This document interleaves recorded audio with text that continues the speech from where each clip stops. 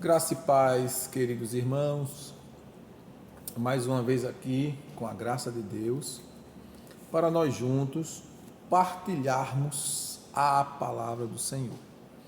Pedindo a sua atenção, que você venha estar aqui conosco para nós juntos meditarmos na palavra de Deus, que é boa, perfeita e agradável.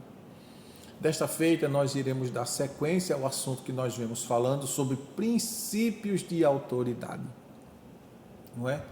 Um assunto muito importante, um assunto de grande relevância para a vida de todo crente que deseja agradar a Deus, não pecar contra Deus, não pecar contra o seu próximo e atrair as bênçãos de Deus para a sua vida.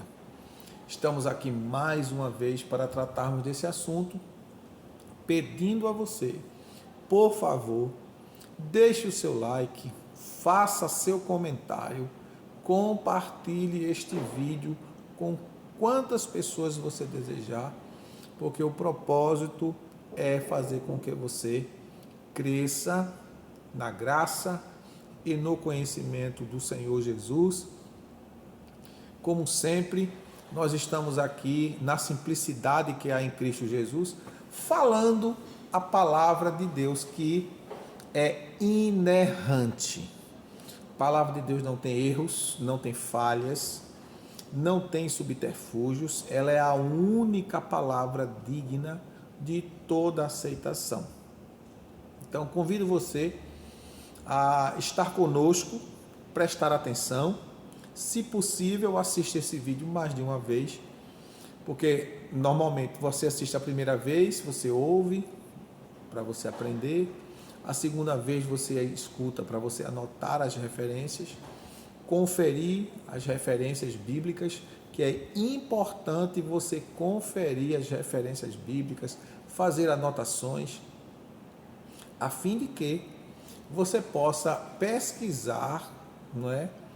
Mais aprofundadamente esse assunto que nós estamos comentando, porque afinal de contas eu não sou o dono da verdade, a verdade é a palavra e a gente vai comentar aqui conforme a palavra de Deus, tá certo? Então vamos para mais um vídeo falando sobre autoridade, princípio de autoridade espiritual. Desta feita, gostaria de trazer para vocês a importância de se entender um pouco sobre aquelas pessoas que exerceram ou continua exercendo uma posição de autoridade, mesmo que estejam reprovadas na sua conduta, na sua administração, na sua forma de viver, na sua forma de realizar. Não significa que estes perderam a sua autoridade. Evidentemente, eles perderam a aprovação de Deus, a unção de Deus, a condução de Deus, a presença de Deus. Mas o que foi posto sobre ele continua, não é? E nós temos exemplos disso em algumas partes da Bíblia, várias partes, é evidente que a gente não vai citar todas, porque não temos espaço suficiente para assim o fazer. Por isso que nós estamos falando gradativamente, esse é o 8º vídeo sobre este assunto. Eu gostaria que você abrisse a sua Bíblia no capítulo 15 de 1 Samuel. E nós vamos ler a história de Saul, o rei que foi rejeitado por Deus, não é?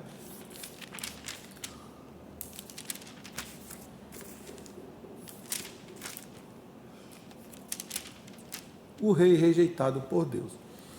A princípio, é importante você ler todo o capítulo 15 de 1 Samuel. É muito importante você ler.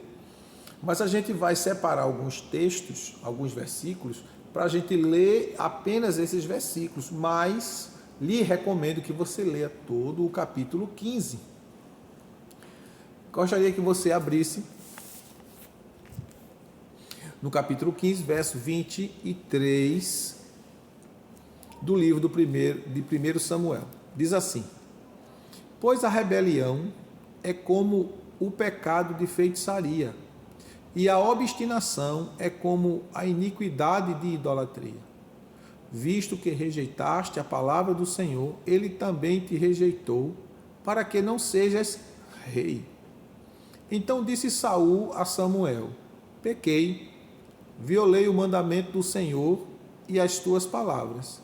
Temi ao povo e dei ouvidos à voz do povo. Agora rogo-te, perdoa-me o meu pecado e volta comigo para que eu adore ao Senhor. Samuel, porém, lhe disse: não tornarei contigo. Rejeitaste a palavra do Senhor, ele te rejeitou, para que não sejas rei sobre Israel. Virando-se Samuel para partir, Saul segurou-se a barra do manto, o qual se rasgou. Disse-lhe Samuel: o Senhor rasgou de ti hoje o reino de Israel e o deu ao teu próximo, que é melhor do que tu. Então nós vemos aqui, depois de um diálogo entre Samuel, profeta, juiz de Deus em Israel, e o primeiro rei constituído da nação, Saul, Deus havia dado a ele uma ordem, e esta ordem não foi cumprida. A ordem de Deus era o extermínio completo dos amalequitas, não só dos homens, como de toda a nação, inclusive de tudo quanto tivesse naquela nação. Porém, Saul ouviu a voz dos soldados do exército, que viram nas iguarias, nos despojos de guerra, coisas boas, não é? Coisas boas. E aproveitou-se da situação para matar o que realmente não tinha valor, aparentemente, e trouxe para a nação de Israel o que de bonito, de belo, de precioso, de valor que havia nos despojos. Isso foi gados, ovelhas, camelos, jumentos.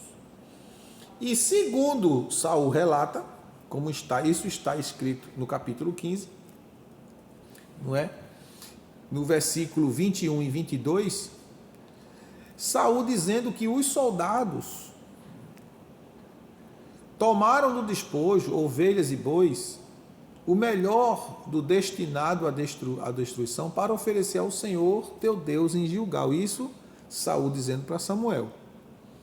Samuel responde a Saul que Deus não tem prazer nas questões do sacrifício, das ofertas, se estas não forem acompanhadas de obediência à palavra de Deus. E de aí Deus rejeita Saul, o Espírito de Deus que estava sobre Saul sai, porque ele era o governante da nação de Israel, ele foi ungido rei de Israel, era um ungido do Senhor, mas ele tinha sido rejeitado na sua forma de governar, porque era uma exigência divina a obediência, a submissão do líder a Deus. Um líder insubmisso, ele torna-se um agente de Satanás para trazer ao povo a maldição, não a bênção. Eu não estou bem lembrado, mas eu vou ver se eu acho aqui, que eu sempre tenho o hábito de escrever na minha Bíblia, uma mensagem, uma frase dita por Spurgeon, eu tenho o hábito de escrever aqui na minha Bíblia, eu vou ver se eu acho aqui, a fim de passar essa mensagem para você. Charles Spurgeon afirma que o mais maligno servo de Satanás é o ministro infiel do Evangelho. Spurgeon afirma que um pastor descomprometido, um pastor desobediente, um pastor que não zela pela a palavra, um pastor que não zela pelos princípios bíblicos, ele é um instrumento de Satanás, usando o púlpito, usando o altar, onde é o local onde ele ministra a santa palavra de Deus. Charles Spurgeon, né, como alguém chama, um chama Carlos, outro chama Charles, né? Ele diz que ele é um ministro infiel, um ministro de Satanás. Então, com a questão de Saul, em relação à desobediência à voz de Deus por meio do profeta, não foi diferente. Saul era uma autoridade constituída por Deus, e como autoridade constituída por Deus, ele deve obediência a Deus, e ele tem que trabalhar em favor do povo, ouvindo a voz de Deus e não a voz do povo. Há um ditado que diz que a voz do povo é a voz de Deus. A Bíblia não confirma isso, certo? A voz de Deus é que tem que ser ouvida pelo povo. O povo é que deve ouvir a voz de Deus. E dentro desse contexto, Saul temeu os seus liderados e se submeteu a aceitar o conselho deles e deixar de lado o conselho do Senhor, a orientação do Senhor. Deus o rejeitou. Agora, não significa que essa rejeição divina de Saul por Deus, ele perdesse a honra diante da nação, diante dos seus liderados. E a gente vê um exemplo muito grande de um homem honrado e digno, que entendia o que era esse princípio, que era o princípio de autoridade. Esse homem era Davi. Davi compreendia que Saul era ungido do Senhor.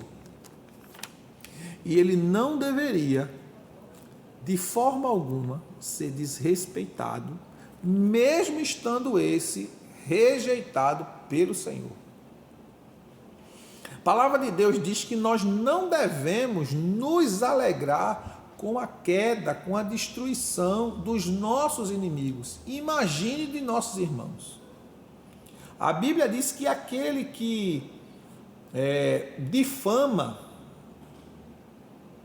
o seu próximo, escondido, ocultamente, Deus o destruirá. Se não me falha a memória, isso está no Salmo 101, verso 5.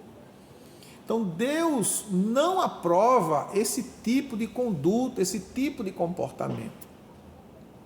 Várias vezes Deus entrega Saul na mão de Davi para Davi o matar.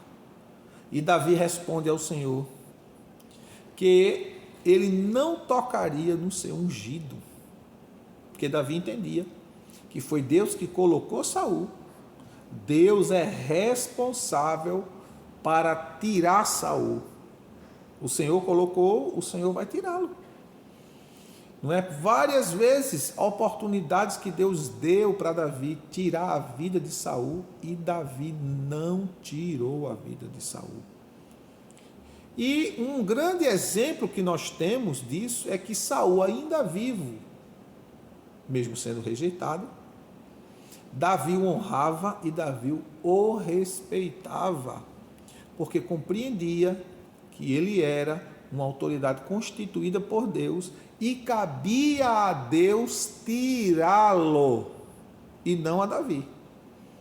Mesmo que Deus, pelas mãos de Davi, poderia ter feito isso, Porém, Davi não aceitou tal atitude em honra a estes princípios.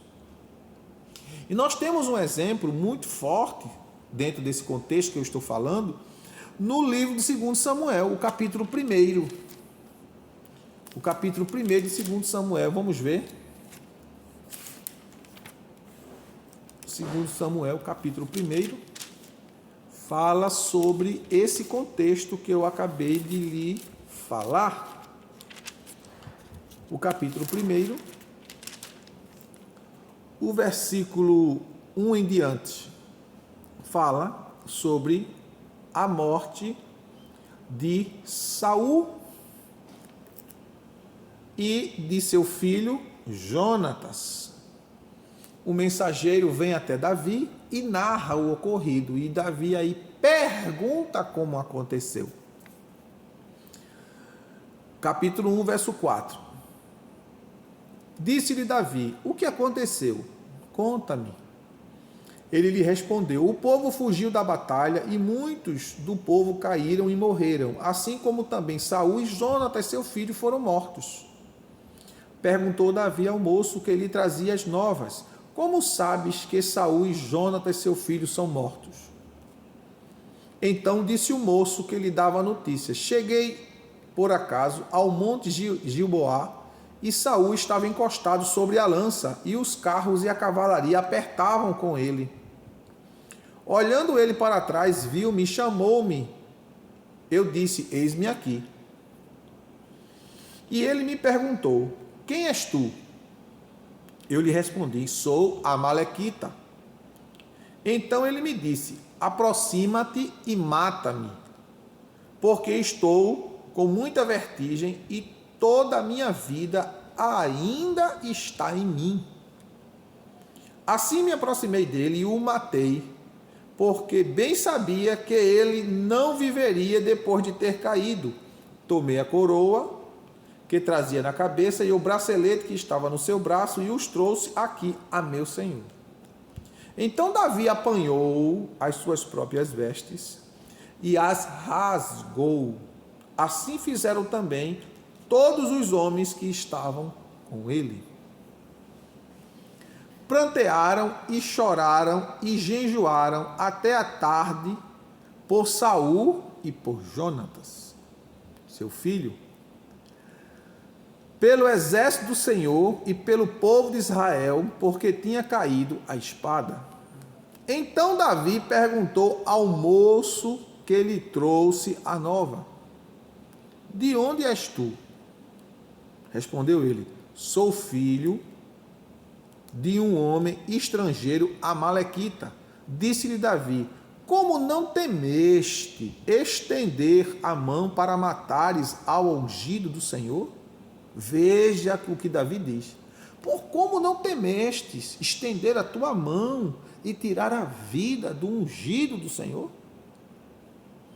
Então chamou Davi um dos moços e lhe disse: chega-te e lança-te sobre ele. E o moço o feriu de sorte que morreu.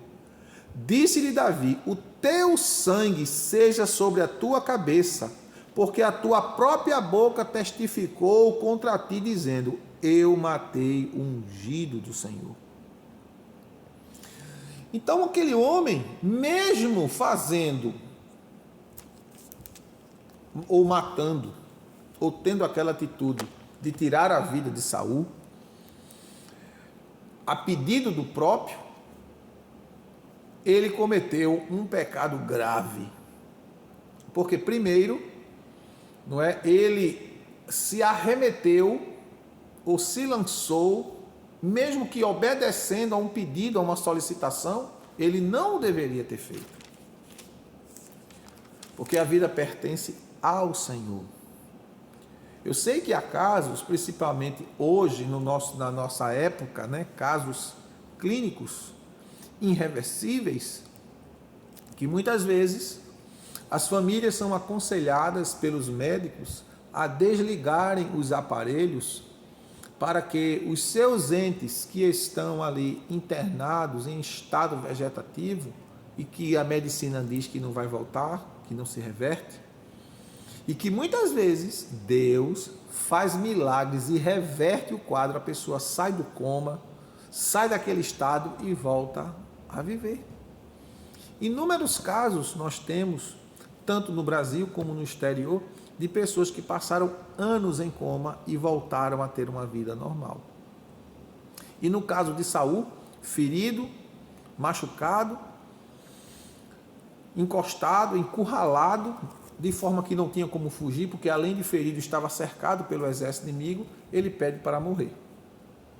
E o jovem que o auxiliou pagou com a sua própria vida, porque mesmo sendo sincero, vindo trazer a notícia a Davi, Davi não perdoou, porque ele colocou sobre ele a mão e ele era ungido do Senhor. Saul era ungido do Senhor. Davi teve a oportunidade de fazer isso por ordem divina e não fez. Davi teve a oportunidade de se livrar de Saul, porque Saul era inimigo de Davi, mas Davi não era inimigo de Saul.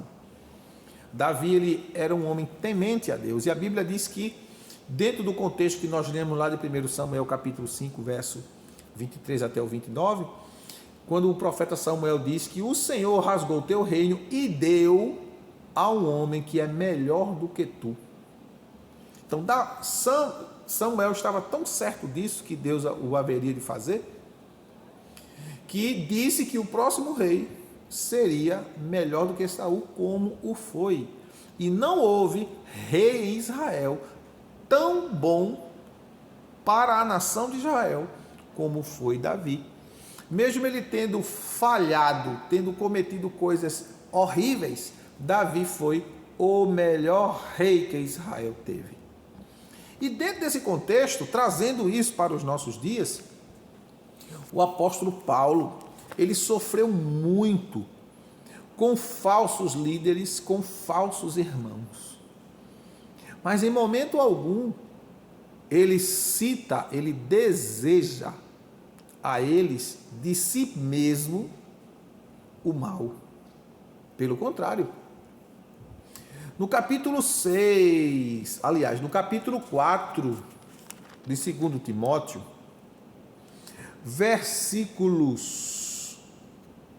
capítulo 4, verso 10, é 2 Timóteo, capítulo 4, verso 10.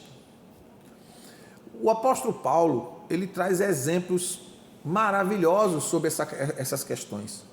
Ele fala em Romanos 13, verso 1 a 7, sobre a questão das autoridades constituídas, e o comportamento dele era um exemplo de conduta. O maior dos apóstolos, que já existiu neste mundo, nesta era do Novo Testamento, o apóstolo Paulo, um exemplo de pessoa, de ética, de conduta.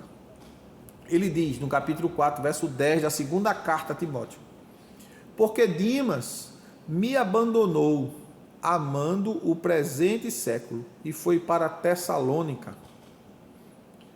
E aí você vê ele relatando que um companheiro de ministério dele o abandonou. Simplesmente ele disse, abandonou. Fugiu, foi para outra cidade, foi para outro lugar. Ele relata aqui que foi para Tessalônica. No mesmo capítulo 4 de 2 Timóteo, versículo 14 e 15, Paulo relata também outro acontecimento. Paulo diz: Alexandre, o latroeiro, causou-me muitos males. Veja, ele dizendo, Alexandre, o latroeiro, causou muito mal a ele, ao ministério, ao trabalho missionário. Porém, veja o que é que Paulo diz: o Senhor lhe pague segundo as suas obras. Veja que Paulo ele tem uma linguagem sempre adequada para referir-se àqueles que se comportam de forma indigna dentro da seara do Senhor, dentro da obra do ministério. Porque existem pessoas que não tem como você dar outro nome dentro da conduta, a não ser de bandido, de marginal, de mentiroso, de enganador. Mas a linguagem de Paulo é um exemplo para nós, líderes, no trato do dia a dia, quando nós vamos nos referir até mesmo àqueles que são uma vergonha para o Evangelho. No versículo 15 do capítulo 4 de 2 Timóteo, ele diz: tu também guarda-te dele. Ele recomendando a Timóteo, se previna contra ele, evite ele, porque resistiu muito às nossas palavras. Ou seja, era uma pessoa que, além de ter trazido muitos males para Paulo, ele trazia problemas para a igreja, porque eles não aceitavam o ensinamento bíblico, como de fato Paulo assim o fazia, um dos maiores doutrinadores, não é, de todos os tempos, o apóstolo Paulo, um exímio escritor, excelente teólogo, um homem exemplar na vida ministerial. E Paulo ainda traz exemplos na primeira carta, né, no capítulo, aliás, ainda na segunda carta, no capítulo 2, verso 16, 17 e 18, ainda em 2 Timóteo, capítulo 2, verso 16, 17 e 18. O conselho de Paulo: evita os falatórios inúteis, porque produzirão maior impiedade. E a palavra desses corrói como câncer, entre os quais estão Himeneu e Fileto. Esses se desviaram da verdade, dizendo que a ressurreição é já passada, e perverteram a fé que tinham alguns. Ou seja, esse tipo de gente que é insubmisso às autoridades, que não aceita a doutrina bíblica genuína, eles tentam destruir o rebanho e colocar o rebanho contra o líder espiritual, os que falam conforme a Escritura. É tanto que Paulo diz, Paulo temia, lá no capítulo 20, se não me falha a memória, do livro de Atos,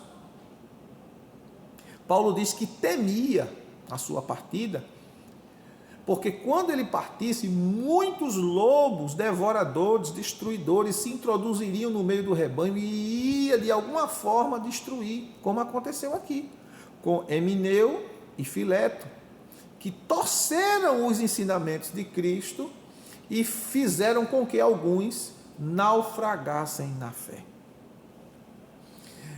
Ainda nas cartas de Paulo a Timóteo, agora vamos para 1 Timóteo, o capítulo 1, o versículo 18 ao 20, não é? Paulo diz: esta instrução te dou, meu filho Timóteo, que segundo as profecias que houve acerca de ti, por elas combata o bom combate, conservando a fé e a boa consciência, a qual alguns, havendo rejeitado, vieram a naufragar na fé. Entre esses, encontram-se Himeneu e Alexandre, fazendo menção novamente de Himeneu, que a gente viu lá em 2 Timóteo, e de Alexandre, os quais, olha, entreguei a Satanás, para que aprendam a não blasfemar. Então, Paulo não distrata eles com palavras de baixo escalão, mas Paulo apenas, dentro do contexto espiritual, lá em 2 Timóteo, ele diz que o Senhor dará a eles segundo as suas obras. E aqui em 1 Timóteo, Paulo diz: eu entreguei eles a Satanás. Ou seja, porque evidentemente, quando uma pessoa quebra estes princípios, rejeita a palavra de Deus, rejeita estar submisso à palavra, automaticamente não tem outro caminho, ele está no caminho das trevas, do caminho da condenação, e quem está nesse caminho, evidentemente, é Satanás, não tem para onde ir. Satanás os conduzirá à destruição eterna. Porém, meus queridos irmãos, a Bíblia nos alerta sobre esses obreiros, esses tipos de obreiro. Tito, capítulo 3, que é uma carta também de Paulo, ele recomenda a Tito que nós devemos estar sujeito às autoridades, que nós sejamos obedientes e estejamos sempre prontos para a prática de boas obras. Ele não diz aqui que se a autoridade é boa ou ruim, temente ou não a Deus, né? Pedro também fala isso na segunda carta, no capítulo 2, verso 10 e 11, fala sobre isso. Jesus fala sobre isso também quando estava diante de Pilatos, dizendo para Pilatos que nenhuma autoridade lhe era dada se do céu não fosse concedida. Então Jesus estava diante do homem mau, mas estava respeitando a situação, porque entendia que devia ser respeitado, porque era um princípio de autoridade. Pedro fala disso mais tarde, na sua segunda carta, capítulo 2, verso 10 e 11, na sua primeira carta, capítulo 2, verso 11 a 17, o apóstolo Pedro fala sobre isso. Mas uma das coisas que eu queria frisar aqui com vocês é a carta de Judas. Quando Judas dá uma palavra muito importante sobre essa questão de pastores, de líderes, que são uma mancha, uma sujeira na vida da igreja, mas que infelizmente, dentro do princípio ético cristão, a gente precisa preservar o nosso coração e a nossa integridade. De tudo que se tem de guardar, disse Salomão, guarda o teu coração, porque dele procede as saídas da vida. A Bíblia recomenda dizendo: aquele que está em pé, olhe e cuide para não cair. Porque todos nós somos e estamos sujeitos também a falhar. Por isso que a Bíblia manda a gente abrir os olhos, a fim de não cairmos na cilada do diabo. E Judas fala isso no versículo 8 até o 16. Judas diz: contudo, semelhantemente, também estes falsos mestres, sonhando, contaminam a sua carne, rejeitam toda a autoridade e blasfemam das dignidades. Judas está falando aqui dos falsos pastores, dos falsos mestres, dos falsos pregadores. Gente que vai para todo canto, prega em todo canto, só não prega na sua igreja, porque não respeita a autoridade pastoral local, não quer se submeter ao sistema da igreja da qual ele faz parte. Eu sou um pregador, eu prego em todo canto, minha missão é pregar, sua missão é pregar, mas primeiro em Jerusalém. Quem não prega em Jerusalém não tem condições de pregar em Samaria, Judeia, o confim da terra. Primeiro você tem que cuidar da sua casa, ser eleito na sua casa, ser ungido na sua casa, para depois você ganhar o mundo. Atos 13 fala sobre isso, quando a Bíblia diz que a igreja de Antioquia orava e jejuava e nela havia profetas. E diz a palavra de Deus que o Espírito Santo falou: separe a Saulo e a Barnabé para a obra que eu tenho chamado. Então, um obreiro verdadeiro, um obreiro temente a Deus, um pastor, um pregador, ele está submisso à autoridade da igreja local. E quando ele é submisso, quando ele está dentro do contexto da vontade de Deus, Deus se encarregará de tirá-lo para a obra, de chamá-lo para a obra do ministério. Não é a minha vontade, não é a sua vontade, não é porque alguém prega muito, prega bem, fala bem, não. Tem que ter uma chamada específica, uma chamada divina. Ministério não é para quem prega bonito, ministério não é para quem fala bonito, ministério é para quem tem caráter, ministério é para quem tem vida, para quem vive em santidade, é para quem se preocupa com pessoas, com almas, com vidas. O ministério não é vitrine, o ministério não é aplausos, não é show, não é palco, não é palanque. Ministério é vida, é altar, é lugar de sacrifício. É a mensagem conforme a Escritura, não conforme a tua vontade. Continuando, Judas, versículo 9 diz: o arcanjo Miguel, porém, quando contendia com o diabo e disputava a respeito do corpo de Moisés, não ousou pronunciar contra ele juízo de maldição, mas disse: o Senhor te repreenda. Ou seja, Satanás é um ser espiritual, foi banido dos céus, foi expulso dos céus, perdeu a glória, não tem salvação para ele, mas o arcanjo Miguel respeitou a sua posição de querubim e não usou linguagem de baixo escalão, mas usou a palavra correta e disse para ele que o Senhor te repreenda, porque ele entende que no tempo determinado por Deus, Deus o capacitará para destruir definitivamente Satanás, como está escrito lá em Apocalipse 12, verso 9 e 10. Quando o próprio Miguel vai receber a autoridade de Deus para combater o próprio Satanás, mas não foi o tempo. E ele entendeu isso. Ele disse: o Senhor te repreenda. Houve uma atitude respeitosa do arcanjo Miguel com um querubim caído, mesmo este querubim não sendo merecedor, não sendo digno de tal tratamento. Mas aí é o que eu digo, ética. Existem pessoas que a gente fica indignada, que a gente muitas vezes perde até o controle emocional e diz verdades, mas que às vezes não são ditas da forma correta. Porque as verdades elas podem ser ditas de uma forma correta e de uma forma correta usando palavras que não deveriam ser usadas também. Continuando o texto, versículo 10. Judas falando dos falsos líderes que sujam.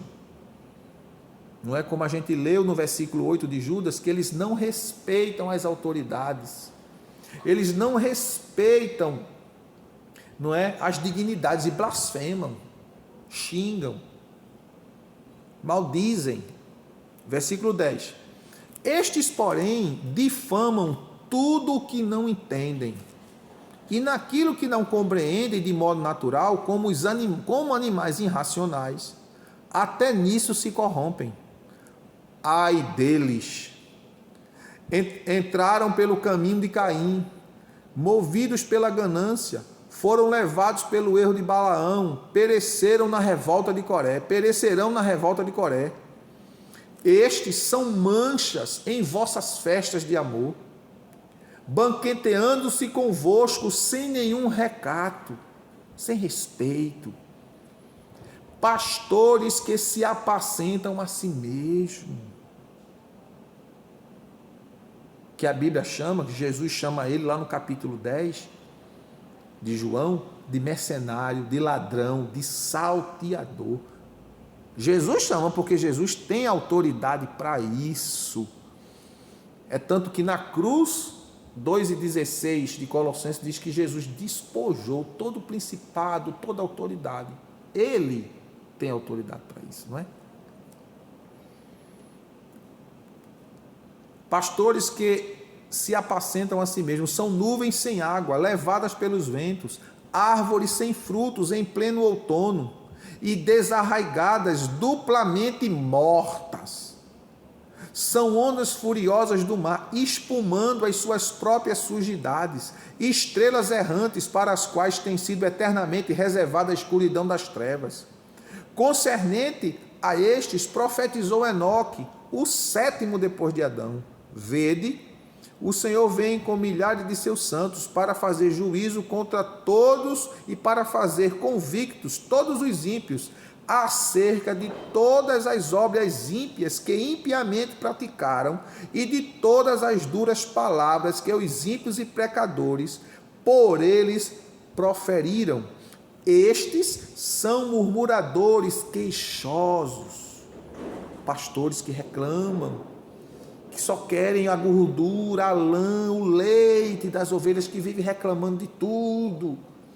São os ladrões que não entram pela porta do curral, não entram pela frente de forma digna, se aproveitam muitas vezes até do círculo de amizade que há para manchar a igreja, manchar a reputação daquele que lhe concedeu, pensando que este era digno.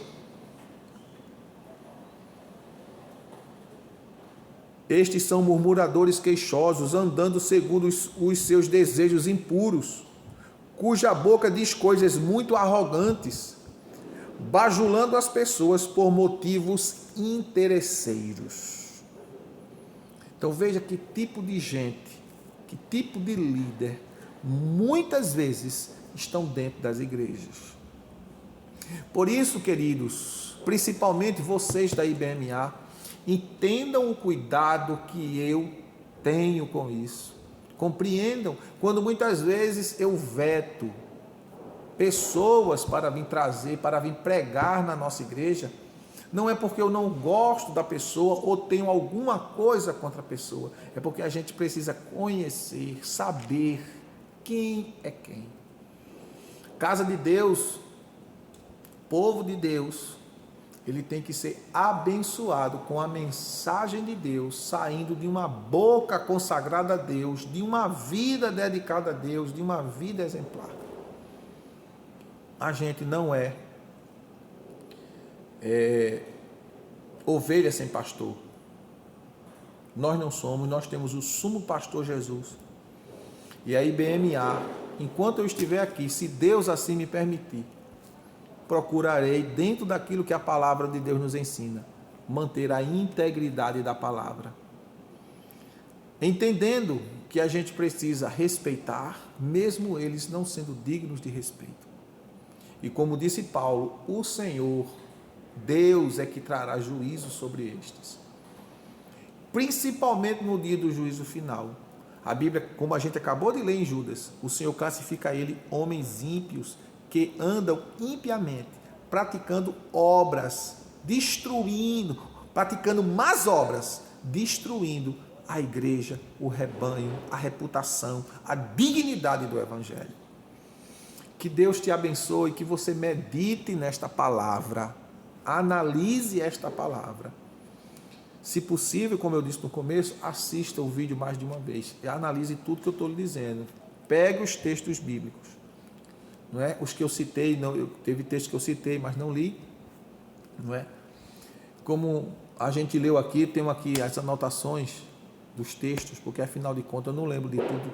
Se Deus me agraciasse com a bênção de decorar os 31.179 versículos da Bíblia, eu seria o homem mais abençoado do planeta, porque a palavra de Deus é a riqueza que nós precisamos tê-la todos os dias da nossa existência. Que Deus te abençoe. Até o próximo vídeo, querendo Deus. Não deixa de dar o like, de fazer teu comentário, de compartilhar. Até a próxima, que Deus te abençoe.